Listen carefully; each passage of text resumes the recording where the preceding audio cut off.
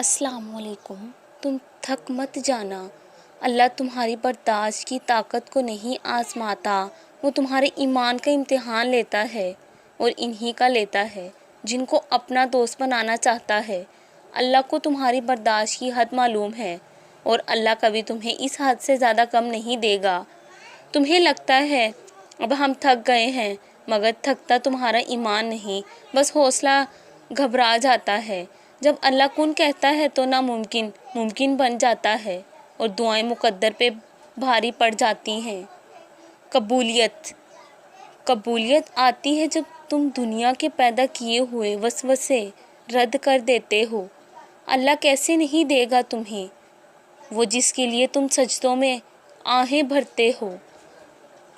وہ تو تم میں ہی رہتا ہے جسے دن رات تم آسمانوں میں ڈھونڈتے ہو۔